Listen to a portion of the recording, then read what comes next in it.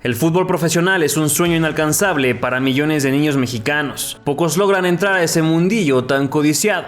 Y de ellos también es ínfima la cantidad de profesionales que alcanzan un éxito considerable. Muy contados serán los que recordaremos para siempre. En esta lista encontramos a un delgadito y bigotón cancerbero, el único que ha llegado al famoso quinto partido de un mundial con México. Un futbolista que fue la inspiración de miles de jóvenes aspirantes a la portería, admiradores de sus imposibles atajadas dobles y hasta triples. Ese guardameta al que el Brody Campos ha señalado como el mejor portero mexicano de todos los tiempos. Un morelense que maravilló a México e inició una escuela que todavía hoy impacta en las porterías del balompié azteca. Pero también es el mismo que sufrió lo indecible al dejar el deporte y evidenció las nulas capacidades empáticas de los dirigentes y dueños del balón para cuidar de los suyos más allá del tiempo que pueden exprimirles como jugadores de fútbol.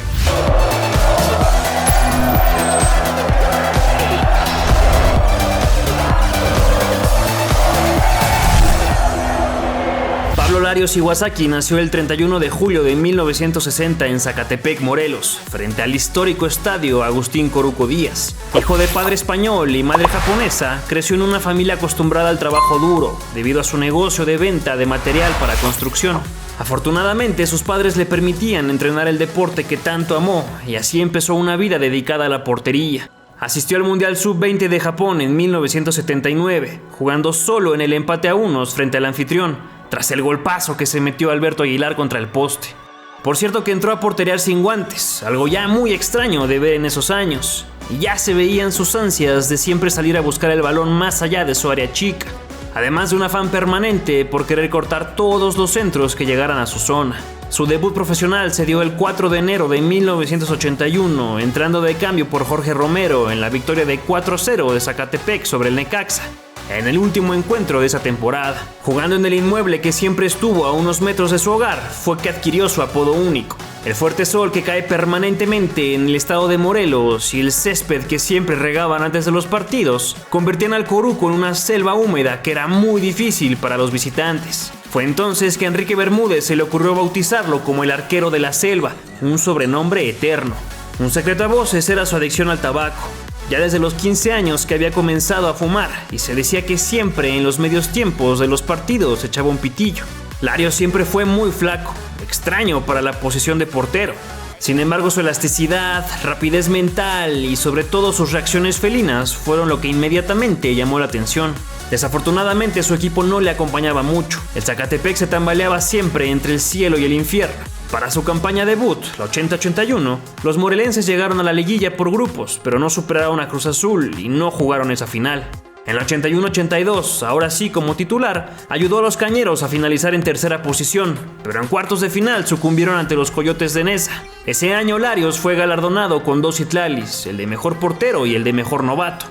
El acabose llegó un año después, finalizando en el penúltimo puesto de la tabla y enfrentándose al Atlético Morelia en una serie a 3 partidos, de la cual no salieron avante.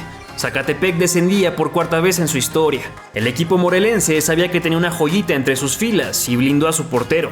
Se llegó a hablar de la ridícula cantidad de 50 millones de antiguos pesos, lo que por supuesto desanimó a Cruz Azul y América, escuadras que buscaban sus servicios. Sus enormes participaciones bajo los 3 postes fueron faros imposibles de ignorar para Bora Milutinovic, que decidió invitarlo a formar parte de la selección B, una segunda fuerza que el serbio quería foguear, para de ahí elegir algunos elementos que se sumaran a la que se prepararía para el Mundial de 1986. Esto lo convirtió en el primer jugador de segunda división en ser llamado al tricolor.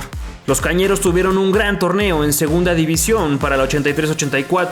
Y con grandes actuaciones de Larios consiguieron el campeonato y un nuevo ascenso a la máxima categoría. Ya no pararía más para el Zacatepec. Con el equipo de su ciudad natal jugó 82 partidos en 3 temporadas completas. Antes de arribar a su nueva escuadra se fue de gira con la selección nacional A, parando por primera vez como titular ante Alemania Democrática en Berlín. Por cierto que el gol que abrió el marcador fue en buena medida por su atrabancada salida, que dejó la portería abierta y el balón servido a Bax. Girarte empataría al minuto 22. Si disfrutas de nuestro contenido y eres un absoluto fanático del fútbol mexicano y de sus más grandes leyendas, te invito a suscribirte y a activar las notificaciones del canal. Todas las semanas publicamos de 2 a 4 videos con las mejores historias del pasado, presente y futuro de nuestro balompié. Llegaba entonces a Cruz Azul para la temporada 84-85. Disputaría su primer partido el 16 de septiembre de 1984 y nacería un amor idílico. En las porterías cruzazulinas fue donde Pablo Larios explotó su potencial y alcanzó el inmenso nivel por el que se le reconocerá por siempre. Jugó normalmente su primer año y Cruz Azul fue eliminado en cuartos de final por el Atlas. Sin embargo, tuvo que pausar por algún tiempo, ya que se atravesó un compromiso más importante. Y es que a partir de julio de 1985, los 22 seleccionados por Bora Milutinovic se concentraron por un periodo de un año para alistarse rumbo al Mundial de México 86. Una preparación larguísima que causó mucha controversia, pero que al final rindió los mejores frutos de nuestra historia. Por cierto que esa concentración dejó una de las canciones más icónicas de la época, que representaba toda la emoción del pueblo mexicano hacia su selección. El equipo tricolor tiene mucho corazón y en la cancha lo demostrará. Corazón y ante todo por delante. Pablo Larios participó de muchísimos de estos encuentros previos a la justa mundialista. Entre ellos la inauguración del Estadio Corregidora en Querétaro y 2 amistosos frente a Argentina, eventualmente campeona del mundo. En el primero Maradona hizo gala de su genialidad y controló de derecha para luego definir con la zurda ante el insulso lance de Larios Iwasaki. Tomás Boy empataría por México poco antes de que el guardameta se llevara tremendo patadón en el pecho. La revancha, 3 días después en Puebla, también sería igualada a unos. Primero el portero Isla soltaba el balón y Aguirre aprovechaba para anotar el suyo. En el segundo tiempo Pablo se quedaba a media salida y el cabezón Ruggeri le rompía el arco. Larios no se sentía seguro rumbo al campeonato del mundo. A pesar de que jugó muchos de los juegos amistosos, siempre tuvo la duda, ya que Bora Milutinovic conocía a Olaf Heredia tras su paso en Pumas. No obstante, el serbio le dijo que a menos que tuviera una lesión, él estaría designado como el titular de la selección. Y a pesar de que tuvo una mala actuación en la dolorosa derrota de 3-0 ante Inglaterra, último rival antes del arranque de la Copa del Mundo, su nombre fue anunciado en el partido inaugural como el arquero que defendería las vallas locales. Después de los pitidos unánimes sobre Miguel de la Madrid, Tomás Boy abrió las acciones. Luego Negrete cruzaba el balón, pero Hugo no alcanzaba a cerrar la pinza. En la siguiente de peligro, Fernando Quirarte se elevaba con categoría para rematar un centro frontal y abrir la cuenta para el equipo nacional. Luis Flores ganaba en velocidad, mas ya no le alcanzó para definir adecuadamente. En ese tiro de esquina llegó el único gol de Hugo Sánchez en Copas del Mundo, aprovechando el segundo remate de cabeza dentro del área. El del descuento fue culpa de Larios. Intentó anticipar en un saque de manos y su brazo derecho no alcanzó a tocar la pelota, que cayó en la cabeza de Van der Berg y luego en las redes mexicanas. Todavía hubo alguna oportunidad para el Abuelo Cruz en el complemento, pero no más que eso, y México alcanzó su primera victoria en nuestro segundo mundial en casa. Contra Paraguay se vaticinaba una victoria contundente, y aunque Luis Flores abría el marcador muy temprano en el partido, los 87 minutos restantes fueron pesadísimos para la escuadra local. Larios tuvo muy poca acción en su portería y lo más llamativo del portero paraguayo fue abalanzarse sobre Hugo y cometer un flagrante penal que no se señaló. El arquero mexicano se lanzó para atajar un tiro más o menos fácil y luego otro más de Adolfino Cañete, que iba para afuera, justo antes del fin del primer tiempo. Al volver siguió luciéndose en las salidas, aunque siempre con esa gotita de peligro que venía impregnado cuando Pablo Larios defendía en la puerta. A nada estuvo Mario Trejo de anotar en propio marco y Paraguay mandó otra al poste, poco antes de empatar el partido. Cañete recibió un saque de manos y con cero presión logró lanzar una diagonal perfecta que Julio César Romero mandó a guardar a las redes de Larios. México se puso las pilas y prácticamente de inmediato Hugo Sánchez volvió a generar una falta dentro del área, que aunque ahora fue más dudoso, se señaló como penal.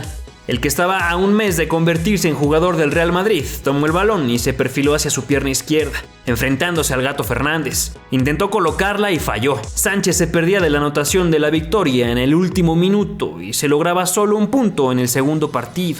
Afortunadamente, los iraquíes no representaron mucho problema y Larios, esta vez vestido de rojo, tuvo una tarde tranquila. El gol de los verdes llegó al 54 con una tremenda definición del central Chiva, que recibió de derecha y de 3 dedos remató a primer poste. México avanzaba entonces a disputar los octavos de final de su mundial, cuando todavía no se cernía esa sombra maligna de no poder llegar al quinto partido. Los ánimos de la afición presente en el Azteca denotaban calma y confianza rumbo a los cuartos de final. Ahora de verde, Pablo Larios sería también el guardameta titular. El loco portero salió hasta el tiro de esquina para cubrir el balón y luego recibió tranquilo un tiro de media distancia. Después de 35 largos y calurosos minutos, llegó el gol más hermoso de la historia de los mundiales de fútbol. Con esa tijera imborrable de Manuel Negrete, que hizo estallar las gargantas mexicanas llenas de cerveza. El tanto matador llegó hasta la segunda mitad y estuvo a cargo de la cabeza de Raúl Servín, luego de un cerradísimo tiro de esquina cobrado por el mismo Negrete. México era entonces una de las mejores 8 selecciones del mundo. De la Madrid y el país entero aplaudían a los futbolistas y el coloso de Santa Úrsula se despedía del tricolor, que se iba a jugar a Monterrey. Y es que por alguna razón se pensaba que el anfitrión calificaría segundo de su grupo y se planificó una ruta en la que siempre jugaran en el Estadio Azteca. Curiosamente eso no pasó y Alemania Federal pagaría la visita en el Volcán. Los germanos contaban con una de las generaciones más poderosas de su historia, entre ellos el portero Harald Schumacher, los defensas Lothar Matthäus y Andreas Brehme, además de los atacantes Karl-Heinz Rummenigge y Rudi Völler, dirigidos todos por el legendario Franz Beckenbauer. El pletórico estadio universitario abrazó a los suyos y les impulsó a jugar uno de los mejores partidos de la historia, guardando el empate a ceros hasta las últimas consecuencias. Muy recordado es el gol anulado al Abuelo Cruz. Todavía hoy se debate si fue por fuera de juego o por una falta. En los minutos finales pasó de todo. A Hugo lo derribaban en el área y otra vez el árbitro se comía el silbato. Luego Aguirre remató solito dentro del área y lo falló, para después golpear de volea, también sin marca y estrellándose con el portero alemán. No dio tiempo para más y el juego se fue a tiempos extra. Los europeos ya jugaban con uno menos y se veían exhaustos. Parecía cuestión de tiempo para la victoria verde. Sin embargo, el nazareno emparejó la situación con una tarjeta roja polémica sobre el número 13. Lario se puso nervioso en otra salida por aire y Hugo Sánchez salía entre calambres para que le hicieran masaje atrás de la portería.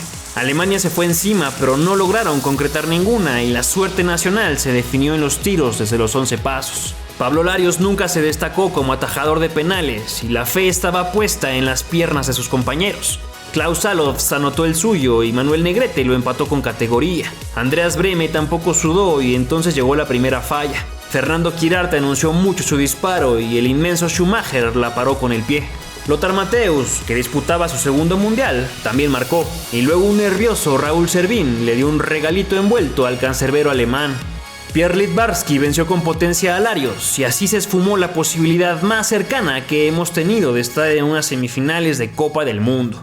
Si eres un nostálgico del fútbol como yo, déjame platicarte sobre Football Link, una plataforma donde podrás recibir todos los días un partido histórico distinto. Por una suscripción mensual o anual tendrás la posibilidad de descargar diariamente los enfrentamientos más emocionantes de la historia del balompié. Recibirás partidos de Champions League, Copas del Mundo, Libertadores, Copas América y todos en una calidad de video espectacular que definitivamente no vas a encontrar en YouTube. Siempre quisiste ver jugar a Cruyff, Pelé y Maradona en su mejor momento o simplemente deseas volver a observar lo mejor de Messi y Cristiano, pero no hallas los partidos completos. Este es tu momento. Contáctalos por WhatsApp y empieza a revivir la magia junto a Football Link. Al finalizar el mundial, el portero estaba revalorizado y mandó a la banca cruzazulina a Carlos Rafael Novoa, que había tomado su lugar en el año de concentración. La 86-87 fue bastante exitosa para la máquina. Con 54 puntos se colocaron en segundo lugar de la tabla, ofreciendo un gran fútbol. Solo tuvieron 5 derrotas, una de ellas muy dolorosa, la masacre de 5-1 que les metió Guadalajara de visita en el Azteca. Las Chivas terminarían en primer lugar aquel año. Pablo ganaba una vez más el Citlali al mejor portero de la Liga Mexicana, en una distinción sin discusión. Sin embargo, sufrió una terrible lesión en la rodilla que lo hizo perderse poco más de 3 meses. Esta lesión marcó su carrera. Luego del Mundial pudo marcharse a jugar al Nápoles de Maradona, pero la poca avanzada medicina deportiva le impidió recuperarse rápidamente y eso desmotivó a los dirigentes italianos para llevarlo al calcio. En cuartos de final iniciaron perdiendo la ida 2-0 contra los Tecos de la Autónoma, pero en la vuelta empataron el global con tantos de Manso y Romero. El juego se fue a los penales y Larios se lució atajando a Salazar, un infalible. Cruz Azul ganaba 3-2 y avanzaba a semis. Otra vez perdían la ida 2-0 a pesar del gran partido que ofreció Larios Iwasaki. Un tal Fantasma Figueroa lo vacunó 1 y 2 veces. No obstante, se irían a desquitar en el Azteca. Primero fue Marcelino Bernal, recién arrancado el juego. Después el mismo Nayarita aprovechaba un rechace para su doblete. Y aunque el chileno Figueroa hizo el bueno para los de la Tota Carvajal, no fue suficiente. Con goles de Manso al 63 y Edgardo Fuentes al 72, Cruz Azul remontaba y se iba a jugar contra las Chivas, esperando vengarse por el partido de fase regular. Los celestes se impusieron en su casa. Primero de penal Ignacio Flores. Después el cadáver Valdés empató con un zapatazo que venció a Larios. En el segundo tiempo el guardameta fue la figura, atajando a diestra y siniestra, sin importar el fuerte dolor que tenía en la rodilla. Ese día realizó una de las paradas más espectaculares de su vida, primero deteniendo un potentísimo disparo y luego levantándose como un resorte para salvar su marco en un episodio legendario. José Juan Morales lograba el segundo para el azul y se llevaban la ventaja al Estadio Jalisco, con la esperanza de levantar el título como visitantes. No obstante, las Chivas dieron un partido redondo. Quirarte abrió el marcador con un cabezazo demoledor. Después Yayo de la Torre, con la derecha, empataba el marcador global. El mismo Eduardo ponía la puntilla al 55, ganando la 9ª estrella para el Club Guadalajara. La escuadra capitalina ya no pudo mantener el buen paso y en la 87-88 no alcanzaron ni a llegar a la liguilla. Entre febrero y abril de 1988, las selecciones juveniles mexicanas jugaron y ganaron los torneos clasificatorios rumbo a los Juegos Olímpicos de Seúl y al Mundial Juvenil de 1989. Tristemente, una serie de directivos basura tomaron la decisión de mandar a varios jugadores mayores a la edad permitida. CONCACAF castigó a México descalificándolos del Mundialito y la FIFA ratificó e incrementó la pena. Nuestro país quedaba fuera de cualquier torneo internacional de fútbol, lo que incluía las Olimpiadas y el Mundial de Italia 1990. Una espectacular generación de futbolistas, entre los que se encontraban el fantástico Hugo Sánchez, Benjamín Galindo, Alfredo Tena, Gonzalo Farfán y por supuesto el mítico guardameta Pablo Larios, a quienes algunos imbéciles le coartaron la posibilidad de parar en su segundo mundial consecutivo. Mientras toda esta podredumbre se empezaba a cuajar, el arquero de la Selva disputaba junto a su Cruz Azul la campaña 1988-89. Seguía mostrándose como una pieza esencial de los azules, con sus portentosas salvadas voladoras y fungiendo como el primer atacante del equipo, además de ese enorme dominio de área que siempre tuvo. Y aunque les costó más trabajo el arranque, los celestes lograron avanzar a la liguilla en 7º puesto. La fase final se jugaría primero en 2 grupos de 4 equipos cada uno. Los ganadores se enfrentarían en el partido por el título a ida y vuelta. América, que estaba en el mejor momento de su historia, visitaba a Cruz Azul en su propio estadio, el Azteca. En el primer choque apenas pasaron 2 minutos y Larios Iwasaki cometió uno de los errores más garrafales de su trayectoria. En un intento de despejar con velocidad, dejó el balón servidito en los pies de un ágil Sague, que tardó medio segundo en rematar la portería cruzazulina. Parecía que el experimentado cancerbero se recuperaría de la pifia, pero en una mala salida se trabó con su defensor y ninguno de los dos pudo detener a Hermosillo, que marcó el 2-0. A pesar de todo, el equipo de blanco alcanzó a levantarse y con tantos de Jiménez y Cuevas empataron los cartones. Pero las Águilas no detuvieron la tromba y Esparza cometió un penal clarísimo, que Larios solo volteó a ver entrando a su portería. El de regreso también fue un partidazo. Primero Juan Hernández culminaba una gran jugada colectiva. El goleador del equipo azul, Patricio Hernández, se empataba con la frente y entonces el central Ricardo Mojica le daba la vuelta al marcador. Sin embargo, 50 minutos después, Carlos Hermosillo, con todo y su cedido gafete de capitán, vencía al bigotón portero con un perfecto tiro cruzado. América concretaba otro campeonato más para su palmarés ochentero y Cruz Azul vivía los primeros años de una larga racha sin campeonatos, que aunque se cortó en 1997, luego se repitió y se hizo más larga, al grado de que hoy todavía no ha terminado. Parecía que por fin el equipo había encontrado un digno sucesor de Miguel Marín en la meta cementera y que había portero para rato. Pero ese par de errores en la ida fueron suficientes para terminar de romper una de por sí desgastada relación con la directiva de Cruz Azul. Guillermo Álvarez se deshacía de él en paquete junto a Edgardo Fuentes y Arturo Álvarez. Los 3 se marchaban al Puebla. Con Cruz Azul, Pablo Larios disputó 129 partidos en 5 años. Manolo Lapuente, técnico poblano, lo recibía con los brazos abiertos en la franja. La máquina pensaba que se había deshecho de un jugador mala suerte, perdedor, que ya no sumaría más a su equipo. ¡Qué equivocados estaban! Larios arribaba a una escuadra que pronto marcaría la historia. A su lado jugarían leyendas como Roberto Ruiz Esparza, Javier Chícharo Hernández, Jorge el Mortero Aravena, Marcelino Bernal, Chepo de la Torre y Carlos Poblete. Un trabuco dirigido por el técnico de la boina. El hoy non grato Emilio Maurer desde el principio exigió el título. Algo complicado de creer para un club que solo tenía una estrella, la del 82-83. A pesar de que no tuvieron un arranque tan prometedor, fueron sumando unidades poco a poco y se aferraron al liderato durante mucho tiempo del campeonato, aunque terminaron por caer al tercer lugar luego de algunos descuidos en las últimas jornadas. También influyó el desgaste en el torneo de Copa, donde los poblanos se fueron deshaciendo poco a poco de sus rivales. Primero vencieron al Tampico Madero en octavos de final.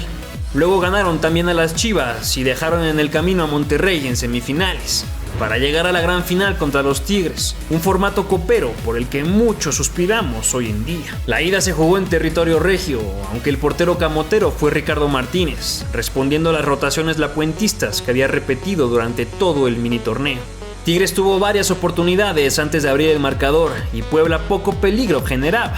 Al final se rompió el jarrón con un buen remate de la nuca de Almirón. Los felinos presionaron y presionaron hasta que llegó el gol del recientemente fallecido Aarón Gamal, también con la cabeza. La franja tuvo el dominio del partido en la segunda mitad, pero no lograron descontar en el marcador y se iban muy golpeados al partido definitivo, ahora en su casa. En el Estadio Cuauhtémoc se necesitaba una épica, ahora sí con la portería defendida por Larios. Edgardo Fuentes de izquierda hacía el primer gol. Entonces Carlos Poblete se tendía de palomita para empatar el global y encender la mecha poblana. No obstante, Tigres respondió y de nuevo Almirón hizo bailar las redes de Pablo, que no pudo hacer nada. Pero el club camotero tenía estrella y con su poderosa pata zurda, Mortero Aravena hacía un golazo de antología en el ángulo tigre. Para completar la faena llegó Marcelino Bernal y remató potente con la testa, celebrando así la cuarta copa de la historia para la franja y la primera señal de que el club pisaría fuerte el resto del año. La inercia copera se arrastró hacia la liga. El primer obstáculo fueron los correcaminos de la Universidad Autónoma de Tamaulipas. De visita Puebla empezó fuerte, pero Ferreira contuvo la llegada del Chícharo. Luego Cabrera aprovechaba que Larios se atoraba en el aire y ponía el 1-0. Y aunque Aravena clavó otro de esos irrefutables tiros libres, Correcaminos volvía a ponerse en ventaja con un gran tanto de pierna derecha. Y al 83 cerraba el marcador con el doblete de Jorge Cabrera. Una vez más los poblanos tenían que remontar un marcador que se veía bien complicado y ciertamente no supieron decepcionar. Larios lavaba sus errores con una buena parada y Álvarez disparaba hacia afuera, justo antes de que el mismo lateral sacara un zapatazo imposible que se fue a guardar a la portería. En la segunda mitad Orozco, también de fuera del área y con desvío incluido, empataba el tanteador global. Pero para meterle otra pizca de emotividad, Adrián Hincapié se tendía y anotaba un señor gol que le pasó por encima a Larios Iwasaki. Pero la ofensiva poblana era mucha pieza y con una pared espectacular entre Poblete y Cañas cerraba otro 3-1. Por posición en la tabla avanzaba el local. La semifinal de ida contra Pumas es de lo más recordado en la historia del fútbol mexicano. Poblete cruzó y pasó cerca. Luego hubo bronca en el área y después Memo Vázquez probaba a Pablo Larios, justo antes de que Juan Carlos Vera pusiera el 1-0. Carlos Poblete remató de cabeza y aunque Miguel España la sacó en la raya, el balón ya había entrado. Marcelino Bernal dobló el travesaño con una bomba H y Aravena volvía a hacer brillar los ojos de la afición poblana con su pie izquierdo, en colaboración con Adolfo Ríos. Un Jorge Campos jugando de delantero se internó para enfrentar al que algún día sería su maestro y este achicaba adecuadamente. Pero en el rebote Manuel Negrete confirmó otra diana. Luego el mismo Negrete mandó un centro preciso a la llegada del Brody, que hizo un golazo, cuando todos pensaban que tenía un inmenso futuro en la delantera Puma. El mortero Aravena no se quedó atrás y se sacó de la nada una tijera espectacular en una jugada que venía desde un saque de manos. Cañas recibió una bola en fuera de lugar y sería Poblete, que firmaba otro más. El último del trepidante empate a 4 fue un cabezazo de Abraham Nava, que finalizaba un encuentro pasado por la lluvia que llegaba del cielo, pero también de los pies de esos futbolistas entregados al máximo. Puebla visitaba Ciudad Universitaria y aunque se veía complicado, saldrían con la victoria ante uno de los mejores Pumas de la historia. Apenas a los 23 segundos, Carlos Poblete aprovechaba un resbalón de Ríos y al 22 volvía a vacunar la puerta felina. Memo Vázquez marcaba de penal, pero el Chícharo con ese icónico número 14 aumentaba la ventaja poblana al 46 y al 61, haciendo insulso el gol de Luis García en los minutos finales. Pablo Larios y su Puebla avanzaban a la gran final y parecían tener un buen grado de posibilidades de llevarse el campeonato mexicano. Sí, efectivamente, nunca perdimos la fe y la confianza, tenemos un equipo competitivo, bueno, estuvo apretado, pero sí, sacar un marcador de aquí no es fácil. Visitaban a la UDG en el Estadio Jalisco, preparados para acabar con el último torneo de la década ochentera, con un nuevo trofeo en sus vitrinas. Octavio Mora inauguraba los cartones al 33, pero tan solo 6 minutos después, el mortero Aravena empataba de cabeza y Poblete ganaba el partido para los suyos a media hora del final. En la vuelta se confirmaría el título poblano que tanto se les había hecho ajeno. Primero anotó la UDG con un tirito que alcanzó a desviar Larios, pero Ruiz Esparza empujó a propia meta.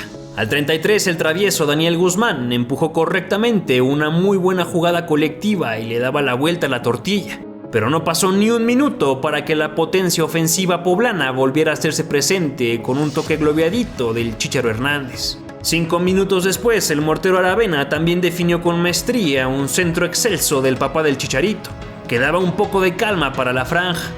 Ya en el complemento pasaría un buen rato para que se movieran las redes de nuevo. Aravena robaba un balón en la entrada del área y metía otro gol, para luego ir a festejar con ese histórico y memorable uniforme poblano, patrocinado por la Volkswagen. Los tapatíos se fueron con todo al ataque y desprotegieron su puerta, un error frente a la dupla chilena. Mortero filtró hacia el Búfalo y con su pierna derecha sellaba el campeonato camotero. Todavía los universitarios clavaron un golazo con la pierna de Dávalos y el portero no llegó a tocarla, pero luego por quererla guardar se llevó un guamazo.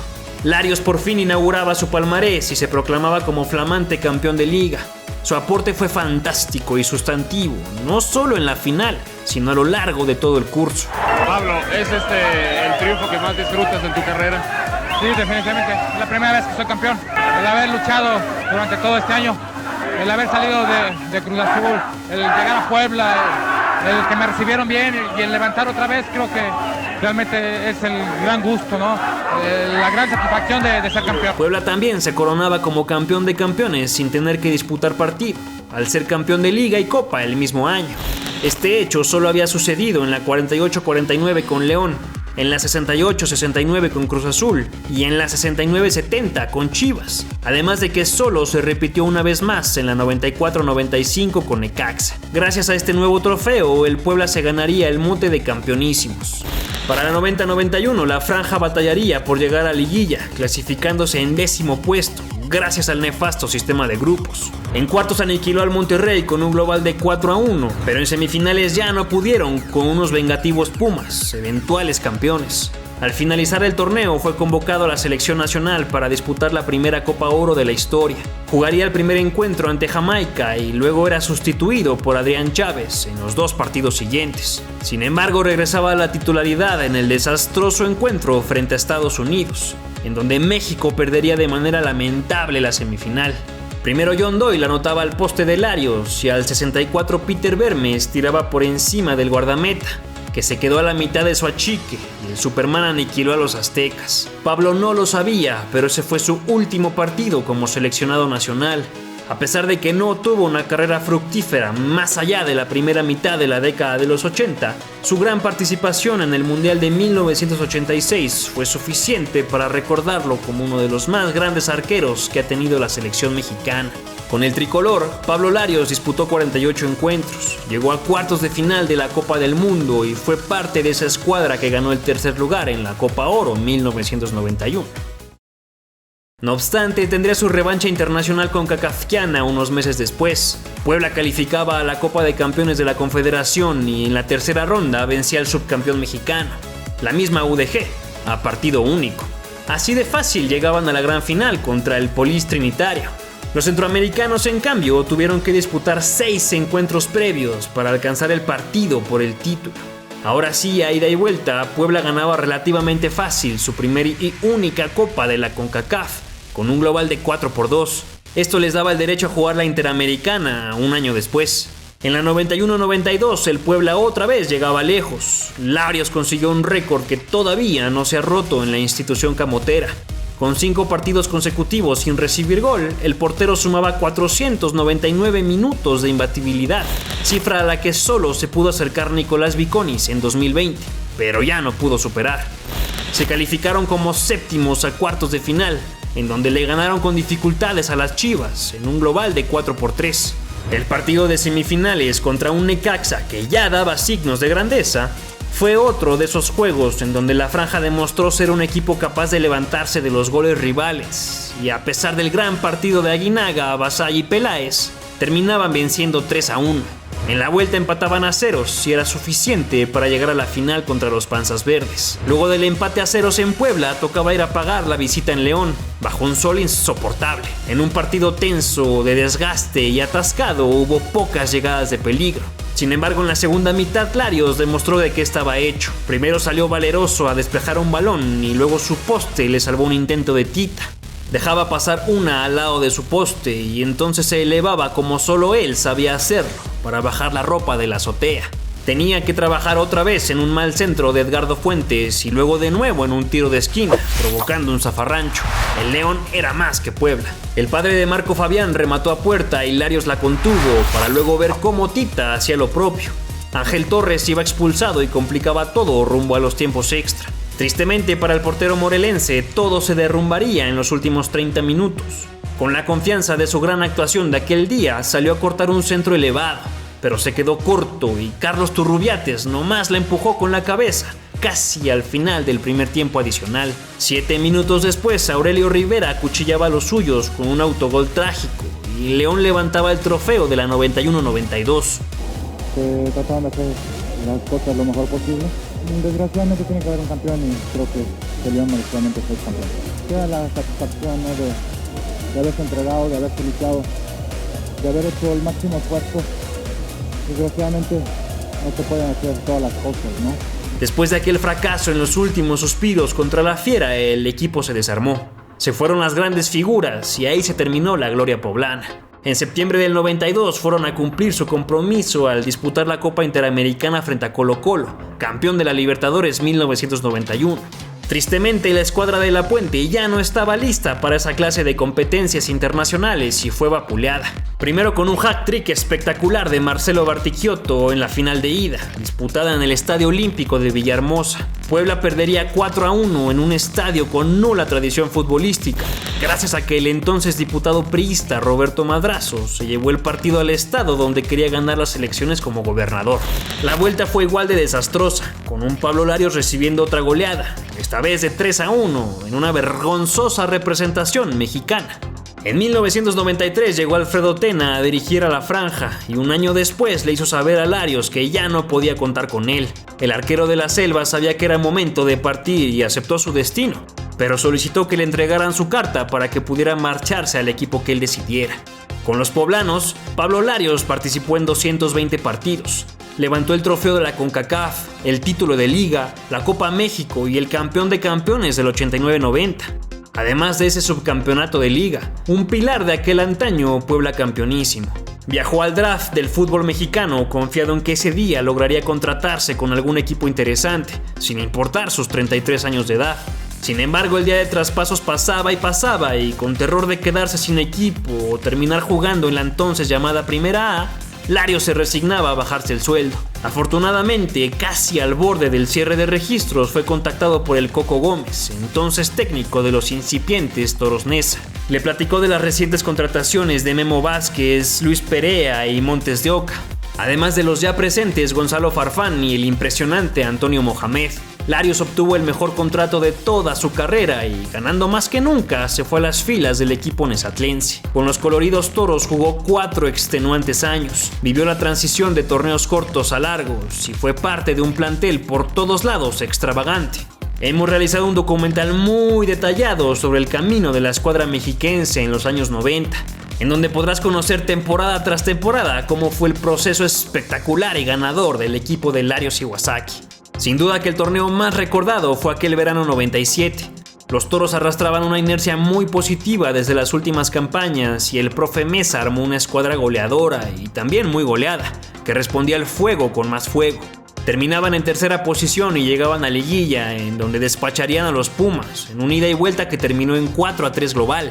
La semifinal los enfrentaría a un Necaxa histórico, que logró arrancarles la victoria en el NES 86, Pero en la vuelta el frenesí rojo no se detuvo y los Toros aniquilaron a los Rayos 3-1 para dejar el global en 4-3.